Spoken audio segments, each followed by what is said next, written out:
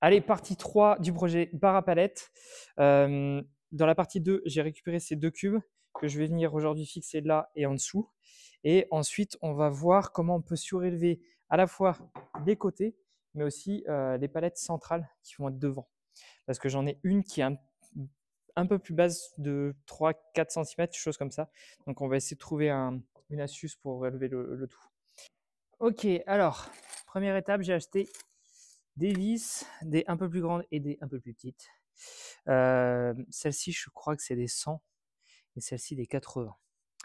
Donc, les 100, je vais les garder pour fixer tout ce qui va être équerre pour relier les côtés avec le devant. Et les plus petites, ça va me servir du coup pour les carrés qui sont là.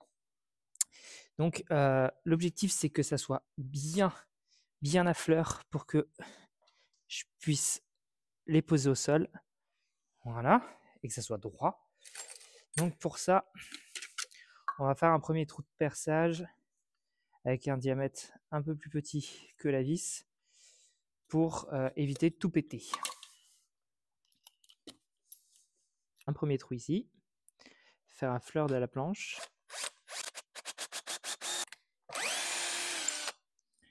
Tac.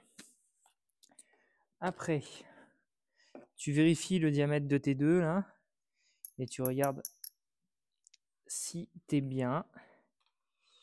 Et si tu as un petit doute, tu peux passer au niveau supérieur, mais va pas trop loin parce que sinon tu vas devoir foutre des chevilles.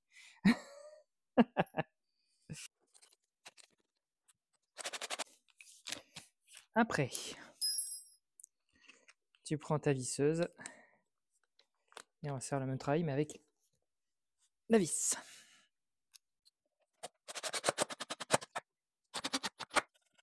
Voilà, et de 1. Même technique ici, tu connais.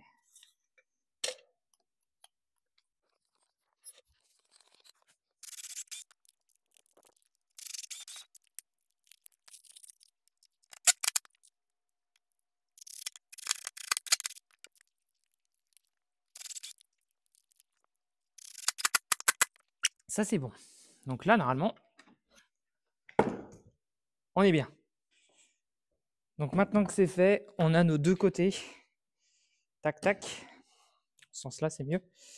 Avec des coins pour que ça tienne. Et qu'on puisse, par-dessus, poser du coup notre plaque. En plus des palettes qui vont être devant. Donc ça, c'est bon. Ensuite, les deux palettes frontales, comme je disais dans la partie 2, on n'a pas de chance, c'est qu'elle n'a pas la même hauteur. Ça joue à rien en plus. Hein. C'est ça qui est le pire. Donc je vais les mettre côte à côte et on va juger ça ensemble. On est clairement avec un léger décalage. Ah mince. Donc sur ça, je ne sais pas comment je me la joue. Est-ce que je la rehausse ou alors je mets des trucs ici. J'ai empilé tout ce que j'ai pu pour voir la différence et il me faudrait 6,5. Je sais pas pourquoi j'ai eu la vision.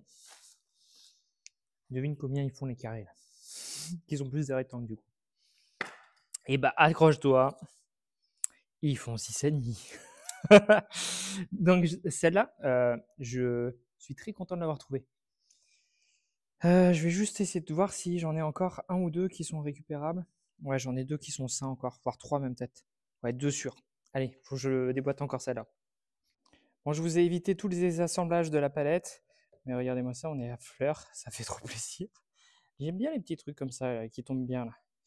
Et celui-là, j'ai fait la même chose. Maintenant, il ne reste plus qu'à les fixer, donc je pense que je vais les caler avec des équerres.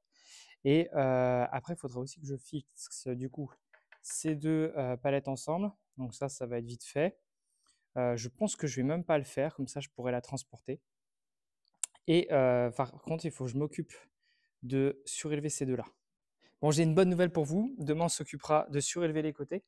Et ça, c'est plutôt chouette. J'ai une bonne nouvelle, c'est que j'ai retrouvé mes pieds de meubles. En fait, on avait acheté des pieds de meubles supplémentaires pour notre cuisine qu'on a installé nous-mêmes dans le gîte. Et en fait, le souci avec ces meubles-là, c'est que du coup, on ne savait pas jusqu'où ils pouvaient monter. Parce qu'on avait une évacuation d'eau qui était assez haute. Donc, il a fallu qu'on surélève un peu la cuisine. Donc, on avait acheté plein de pieds. Et je les ai retrouvés quand j'ai rangé le hangar la semaine dernière. Donc, ça tombe parfaitement bien. Et ils vont, attention, entre 150 et 170. On est propre. Donc, je vais caler ça. Comme ça, on sera vite fait, bien fait, sur les côtés au moins. Allez, sur ce, bonne soirée tout le monde. Et à demain pour de nouvelles aventures. Salut!